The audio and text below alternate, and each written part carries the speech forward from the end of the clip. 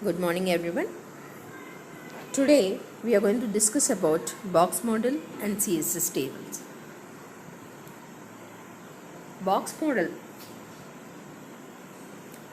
In this, the content is surrounded by a border. So we refer this as a box model because the border wraps the content in the form of box. In CSS, if you want to create a box, we make use of division tag and we apply few attributes. The most popular attributes we'll be using in the box model are margins, borders, padding. These attributes will place around the content. The content can be either text or image. Padding is a space that we specify between the content of the box and its borders. Padding value can be used on the four sides: left, right, top and bottom. Border attribute is used to specify the border around the content with different styles of border, and margin attribute is used to set the margin value, that is the space around the border. So if you see this image, the content is placed in the middle and the space between the content and border is specified by using padding attribute, and the space around the border is specified by using margin attribute. To differentiate the spacing, we used border in green color. So if you have seen that content is the innermost thing and there is a space between content and border. If the padding value is 0, then there will be no space between the content and border. Now this is an example where we are making use of division tag and we are applying few styles for the division. Here the division element, we have applied styles by using internal CSS.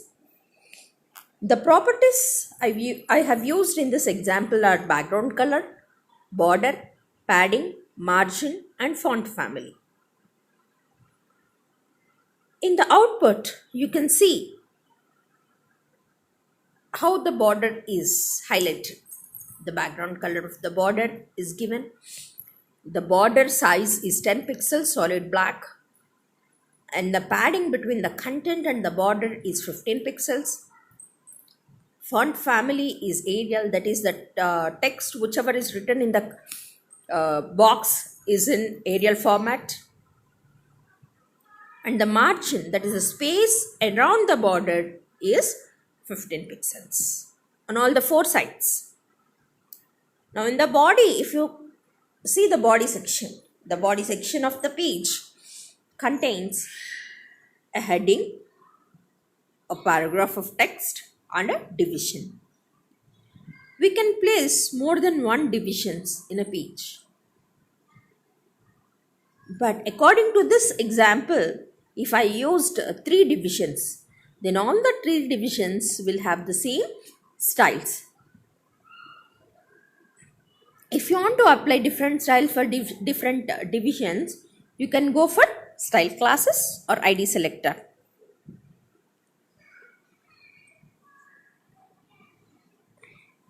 Now we'll see how the height and width of the division is set. So according to this example, let us consider the width of the division is 360 pixels. Now, if you want to calculate the width of the division, first we have to consider the width of the content, then padding values, then border values and the margin values. To calculate the width of an element, we have to add width of the content. In the example, we have given width as 320 pixels. Then padding. When we are considering width, we have to take horizontal values. That means left padding and right padding. Left padding is 10 pixels. Right padding is 10 pixels. So total padding value is 20 pixels. Likewise, border also we have to consider left border as well as right border. Left border is 5 pixels. Right border is 5 pixels. So overall border value is 10 pixels. And margin is left margin is 5 pixels, right margin is 5 pixels. So the overall margin value will be 10.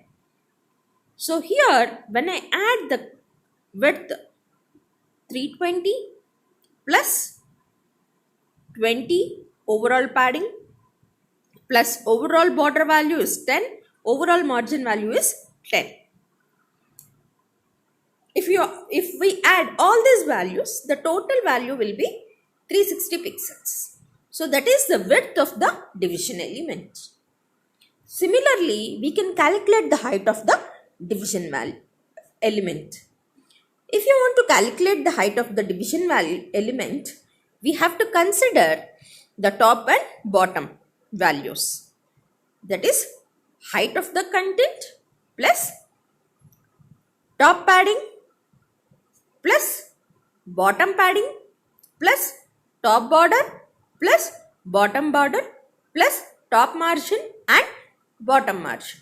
If we add all these values, then we'll get the total height of the division.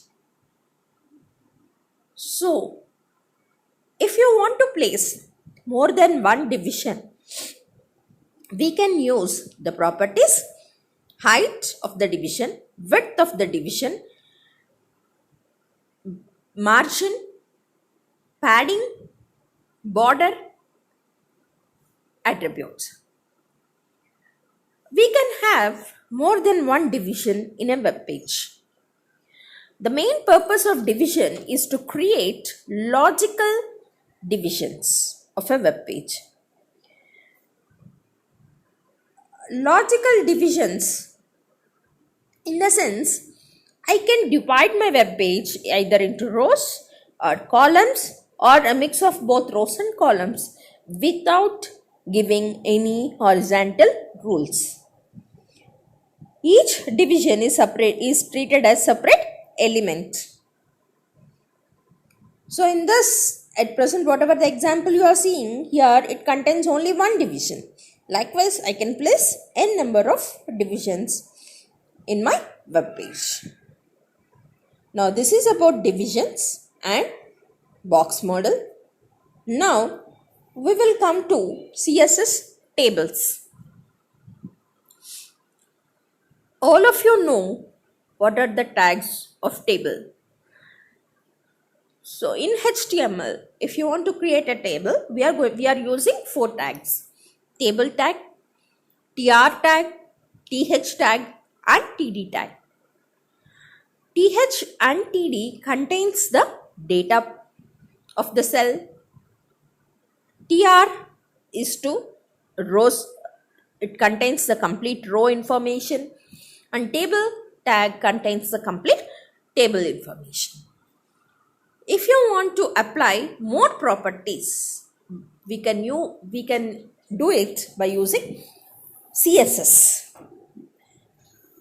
So here are the few properties which can be applied to table, td and th elements: border, padding, text align, vertical align, height, width, background color, background image. Border property, as you know, it is used to set the border of the table. If the border value is 0, then the border is not visible. Padding property is already we have discussed in the division tag. The same applies here also. Padding is a space between the border and contents of the cell. Text align property. This is horizontal alignment we are dealing with. So here the horizontal alignment values are left, right and center. And vertical alignment, this contains the values left, top, bottom and middle. So these two attributes, text align and vertical align, helps us to place the content in a cell. That is that cell alignment. Height and width properties. These are used to set the table height and the table width. These two properties are mainly used to set the table layout. Background color, we used to set the background color of the table or a cell or a row. Likewise, we can apply background image for the whole table or a cell or a row. Either we can use table color, background color or background image. Will not apply both. Now we'll see table specific properties in CSS. We have border collapse, border spacing, caption side, cells, table layout. Border collapse. Here, border collapse, this is a special property which allows you to deal with the borders of a cell. If you in a table, if you want to show only one border, then the value will be collapse. If we select the value as collapse, the browser picks only one border of the cells and the other border will be hidden. For example, we are joining two cells. We have two cells. Both the cells will have the borders. So, when I say the value as collapse, it combines instead of showing two borders, it shows only one border. Browser picks one border, either of the first cell or the second cell, and displays the border. Only one border is shown. Border spacing. So this is the spacing between the adjacent cells. In HTML, we have used cell spacing. The same work here will be done by border spacing. Border spacing is the space between two borders of adjacent cells. Caption side. To specify the placement of a table caption, that is, whenever we are writing tables, we can give captions. So, which side you want to place the caption? Top, bottom, left or right? Okay, cells. This property is used to specify whether or not to display the borders and backgrounds on empty cells. If a table has an empty cell, now this property lets the browser to specify whether to display the border for an empty cell or not. Table layout. Table layout is nothing but the height and width of the table. If the space allocated for the table is not enough, then automatically the browser increases the height and width of the table. So to override that, we can give the dimensions of the table.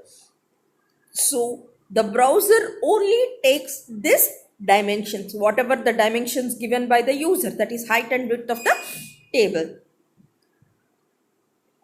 So these are the properties which we can use in table CSS. So here is an example. You can see the example. I have given properties for table tag separately. One is border collapse. I have given the value is collapse.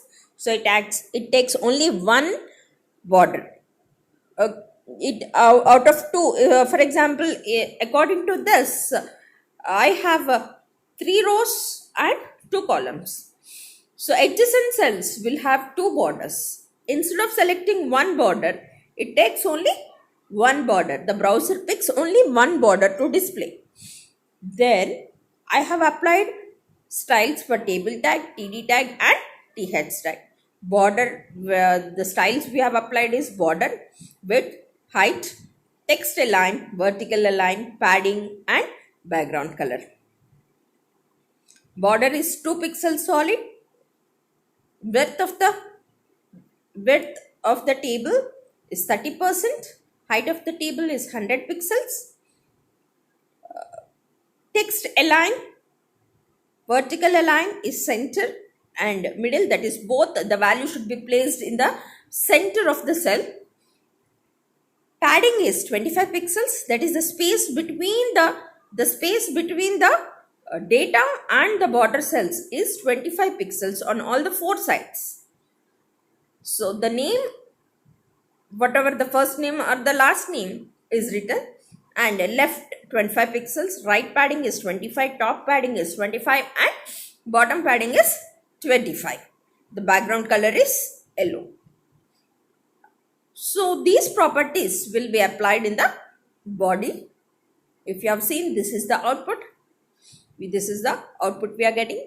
We got 3 rows and 2 columns. Border is 2 pixels and text alignment is center. Vertical alignment is also center, that is middle. Around 25 pixels padding is there. So likewise, we can apply the properties in tables by using CSS. So here I completed both box model and CSS tables. Tomorrow we will discuss outline, CSS outline and the miscellaneous properties which are left out in CSS. With that, we'll complete our CSS portion. Thank you, girls.